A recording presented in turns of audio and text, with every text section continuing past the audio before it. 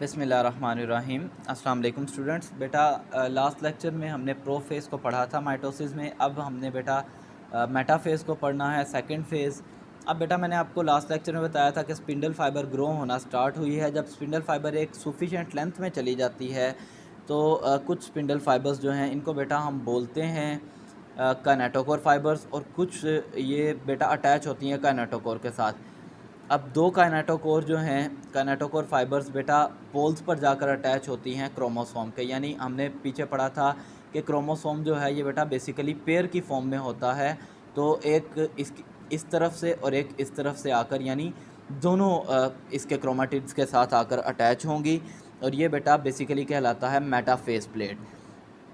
इसके अलावा भी बेटा कुछ स्पिंडल फाइबर्स होती हैं जो कि नॉन काइनेटोकोर होती हैं, जो कि दूसरे काम करने में एक दूसरे की मदद करती हैं। नेक्स्ट बेटा फेज़ है एनाफेज़। एनाफेज़ में बेटा काइनेटोकोर स्पिंडल फाइबर्स जो हैं ये कनेक्ट होती हैं क्रोमोसोम्स के साथ और उसको खींचना स्टार्ट कर देती हैं।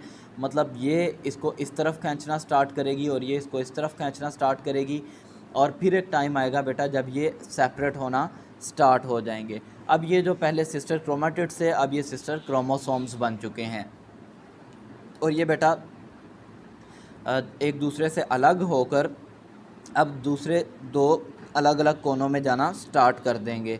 स्पिंडल फाइबर इसको दूसरी तरफ को खींचना स्टार्ट कर देंगी, और एनाफेज के एंड पर बेटा आइडेंटिकल कॉपीज़ बन जाएगी क्रोमोसोम की, क्योंकि दोनों एक ही क्रोमोसोम का पार्ट थे, तो दोनों एक आइडेंटिकल यानी सेम कॉपीज़ बन गई हैं इसकी। नेक्स्ट बेटा टिलोफेज़ है। टिलोफेज़ बेटा रिवर्स है प्रोफेज़ का। इसमें न्यूक्लियर इन्वेलप दोबारा से बनेगी जो पहले टूटी थी। उसके अलावा क्रोमोसोम्स जो हैं ये दोबारा से जुड़ना स्टार्ट होंगे, क्रोमोसोम्स के सेट्स बनेंगे, न्यूक्लियर इन्वेलप दोबारा बनेगी, क्रोमोसोम्स जो हैं ये दोबारा से अनफोल्ड होंगे और क्रोमेटिन मटेरियल में चले जाएंगे, और सेल डिवीज़न बेटा यहाँ पर अभी तक कंप्लीट नहीं हुई, यहाँ पर सिर्फ न्यूक्लियर डिवीज़न कंप्लीट हुई है। सेल डिवीज़न बेटा कंप्लीट होगी आपकी साइटोकाइनेसिस में। साइटोकाइनेसिस अब क्या है, यहाँ पर साइटोप्लाज्म की डिवीज़न है।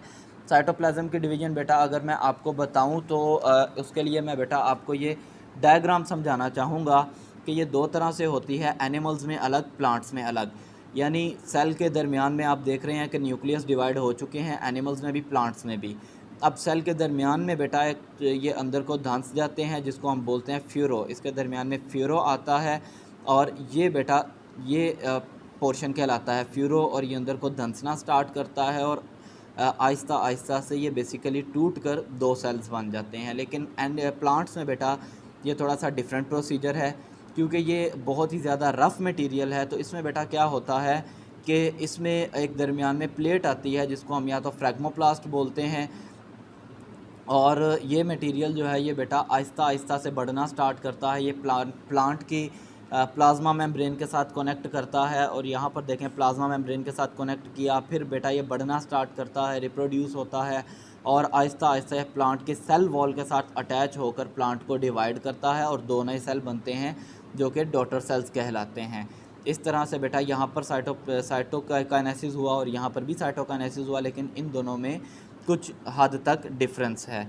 तो बेटा होपफुली आपको अंडरस्टैंडिंग हो गई होगी इसकी। इसको बेटा माइटोसिस को डिटेल में पढ़िएगा, और अगर कोई इशू हो तो बेटा क्वेश्चन पूछ लीजिएगा आप अवैस साहब के थ्रू या फिर किसी भी और चैनल के थ्रू।